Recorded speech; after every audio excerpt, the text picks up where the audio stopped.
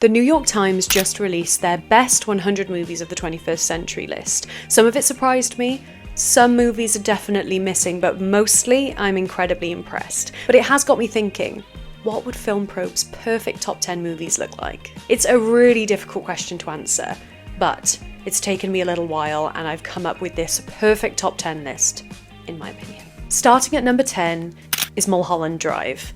David Lynch's most hypnotic, dreamlike, beautiful, memorable movie of his career. I am a huge David Lynch fan. I love everything that he's created, and this movie is not only a beautiful representation of his legacy as a filmmaker, but it is one of the most enjoyable, memorable, unforgettable movies I've ever seen. Number 9 is Spirited Away.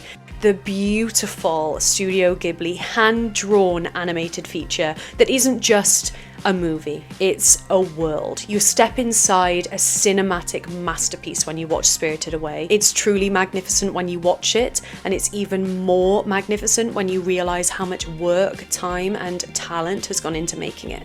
Number 8 is Disney's Ratatouille. I know, it's a movie about a rat that can cook, but it's so much more than that. It's about passion, it's about chasing your dreams, it's about being who you are and embracing your imperfections and embracing your differences. This movie is not only beautifully animated, its original story is absolutely incredible and unique, but I also wanted to represent Disney on my top 10. Very big fan of their animated movies and Pixar, so I felt like, what movie could I put on this list to represent Disney as a whole? Ratatouille. There's no question. Lucky number 7 is La La Land. So Damien Chazelle's dreamy, beautiful, heartbreaking movie that honestly didn't make it onto the New York Times top 100 list, which really surprised me. I think this movie is a beautiful representation of the industry of filmmaking and wanting to be an actor and wanting to be creative in any way. It's not just a beautiful film to watch aesthetically, but it's also about the reality of ambition and following your dreams. And sometimes that's really difficult. La La Land is a movie that blew me away the first time I watched it. Number 6 is Baby Driver, okay? This is Edgar Wright's absolutely full throttle heist movie. I needed to put an Edgar Wright movie on this list. The fact that he didn't really make it onto the 100 list for the New York Times really shocked me. Edgar Wright is such a staple British filmmaker, and his movies are incredible. This movie brings music and visuals just coinciding together and living in perfect harmony.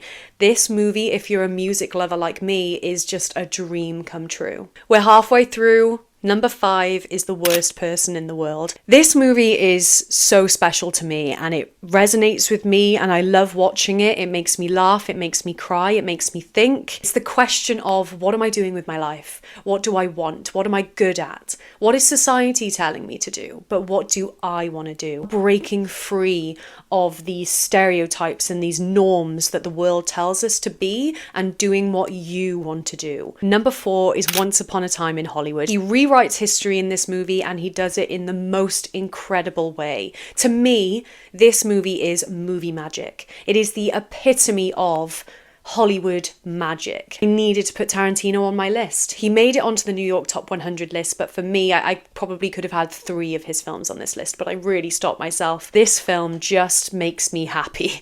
Number 3 is The Dark Knight. Of course, The Dark Knight is on this list because it's a crime noir disguised as a superhero movie. It's just the epitome of perfection when it comes to superhero films. It's gritty, it's dark, it's Christopher Nolan. It has one of the greatest performances ever with Heath Ledger's Joker, which still gives me goosebumps. Number 2 is Parasite. Bong Joon-ho's Parasite was a film that really impressed me when I first watched it. I can go back to that moment, sitting in the front row, looking up at the screen, just jaw on the floor the whole time. I love Parasite so much. It's a very poignant movie. It's a razor-sharp commentary on society and the class system.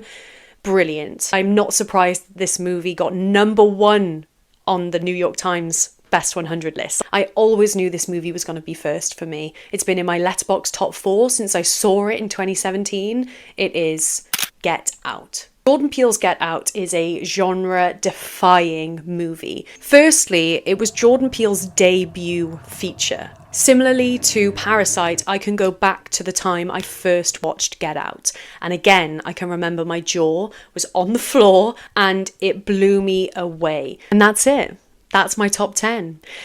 Very scary and vulnerable to share that with you, so no judgment in the comments. This is all strictly subjective, but I would love to hear what your top movies are. What do you think have been the best representation for the last 25 years of cinema?